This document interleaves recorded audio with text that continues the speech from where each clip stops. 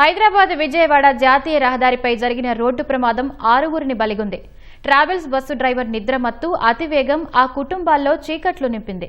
తెలతెలవారుతుండగా జరిగిన ప్రమాదంతో కొన్ని బతుకులు తెల్లారిపోయాయి. తెలంగాణలోని సూర్యాపేట జిల్లా కోదాడ మండలం దొరగుంట శివారులో ఘోర రోడ్డు ప్రమాదం జరిగింది. కంటైనర్ను ప్రైవేటు ట్రావెల్స్ బస్సు వెనుక నుంచి ఢీకొట్టడంతో 6గురు అక్కడికక్కడే మృతి చెందారు.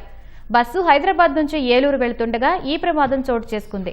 ప్రమాదంలో మరికొందరికి తీవ్ర గాయాలయ్యాయి. పోలీసులు క్షతగాత్రులను చికిత్స కోసం కోదాడ ప్రభుత్వ ఆసుపత్రికి తరలించారు.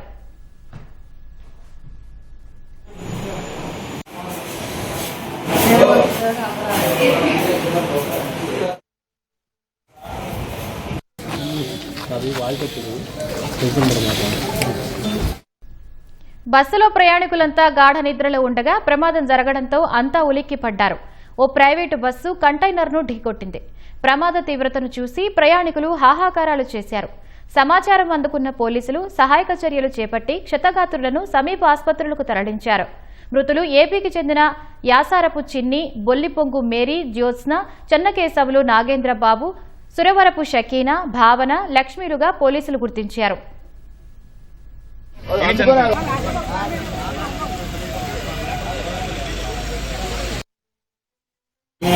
ఎక్కడి నుంచి వస్తుంది బస్సు? విజయవాడ ఎట్లా జరిగింది ప్రమాదం? కిషోర్ భాయ్ నేను అనుకున్నా సార్, నేను ఇంకా అనుకున్నా రెస్టారెంట్. ఓకే. 5 గంటల అయింది, 8 నిమిషాలకి. ఎన్ని గంటల ప్రాంతంలో జరిగిందండి సార్? ఎన్ని గంటల ప్రాంతంలో జరిగింది? 4:45. ఎంతమంది బస్సులో? 42 మంది. ఎట్లా జరిగింది? దేని గుద్దింది బస్సు? దేని గురించి? లారీ గుద్దిందా? వెనక నుంచి ఢీ కొట్టిందా? ఆ లారీ ఆగిపోయింది. ఆగిపోయిన లారీని ఢీ కొట్టింది.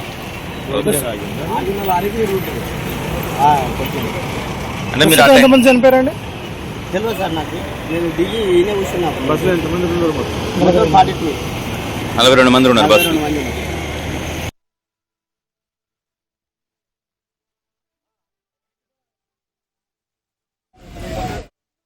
కి అలా స్టార్ట్ చేసాం అనమాట.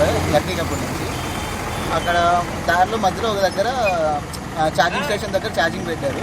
తర్వాత అక్కడి నుంచి స్టార్ట్ అయింది. అరౌండ్ 3 o'clock అప్పుడు మాకు తెలీదు, ఒక లారీ దాంతోపాటు స్టాండ్స్ ఉన్నవి దాంతో అంటే పార్క్ చేసి పెట్టారు డివైడర్ మీద. అది తెలీదు, డ్రైవర్ చాలా స్పీడ్గా వెళ్ళాడు. సో అది వచ్చి దీనికి కొట్టడం వల్ల స్టాండ్స్ ఏవైతే ఉన్నాయో అవన్నీ విండోస్ నుంచి వెళ్ళి చాలామందికి హెడ్ దాకాయి అనమాట. సో ఆల్మోస్ట్ 6 members దాకా చనిపోయారు. మిగతా వాళ్ళు చాలా మందికి ఇంజరీ చేశారు. నాకైతే 9 injuries చేశారు. మీరు ఎక్కడి నుంచి ఎక్కడికి వెళ్తున్నారు?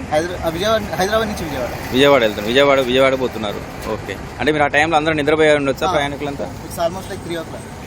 3 గంటలప్పుడు జరిగింది. Okay sir. యాక్చువల్గా ఇది ఇప్పుడు ఫ్రెష్ బస్సు హైదరాబాద్ నుండి విజయవాడ బయలుదేరిందండి. సో అరౌండ్ 12:30 or 12 o'clockకి స్టార్ట్ అయింది. హైదరాబాద్ 11:30 అనుకుంటా హైదరాబాద్లో స్టార్ట్ అయింది. సో విజయవాడ రీచ్ అయ్యే టైము 7:30 or 7 o'clock అవ్వాలి. సో మేమేంటంటే 4:30కి మాకు మా అక్క ఫోన్, ప్యాసింజర్ మా అక్క అవుతుంది అనమాట. ఆవిడ ఫోన్ నుంచి నాకు ఎమర్జెన్సీ మెసేజ్ వచ్చింది. ఇలా ఐఫోన్ అవటం వల్ల వచ్చింది. అది కూడా లేదంటే మాకు తెలిసేది కాదు అసలుకి. ఇలా పలానా వ్యక్తి ఫోను ఇలా యాక్సిడెంట్కి గురైంది, ఎమర్జెన్సీ కాంటాక్ట్లో మీ నెంబర్ ఉంది కనుక మీకు వచ్చిందని చెప్పి లొకేషన్ కూడా మాకు వచ్చింది ఎక్కడైతే ఎగ్జాక్ట్గా యాక్సిడెంట్ అయిందో.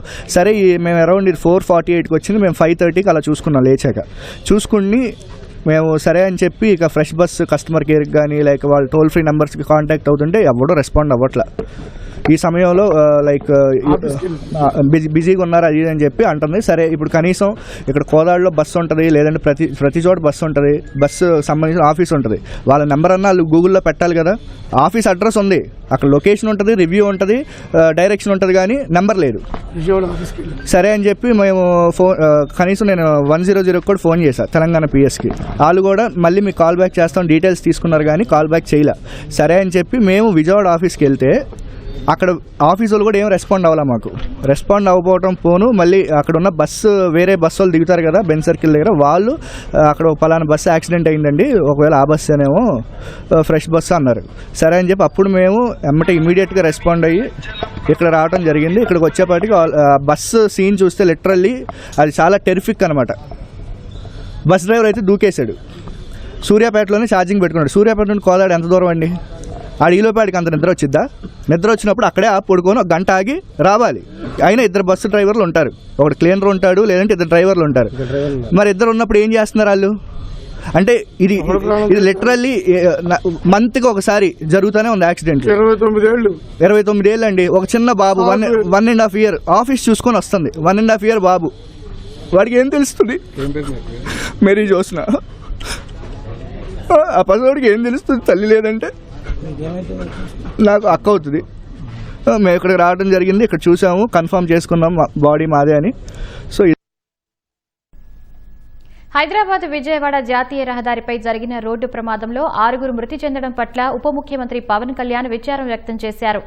బాధిత కుటుంబాలకు ప్రగాఢ సానుభూతి తెలిపారు. ప్రమాదానికి గల కారణాలను అధికారులను అడిగి తెలుసుకున్నారు. క్షతగాత్రులకు మెరుగైన వైద్య సేవలు అందించాలని, తెలంగాణ రాష్ట్ర అధికారులతో సమన్వయం చేసుకోవాలని సూచించారు. కోదాడ రోడ్డు ప్రమాదంలో 6 చనిపోవడం బాధాకరమని మంత్రి నారా లోకేష్ విచారం వ్యక్తం చేశారు. బాధిత కుటుంబాలను ప్రభుత్వం ఆదుకుంటుందని హామీ ఇచ్చారు. రోడ్డు ప్రమాద మృతుల కుటుంబాలకు హోంమంత్రి అనిత సానుభూతి తెలిపారు. గాయపడిన వారు త్వరగా కోలుకోవాలని ఆకాంక్షించారు.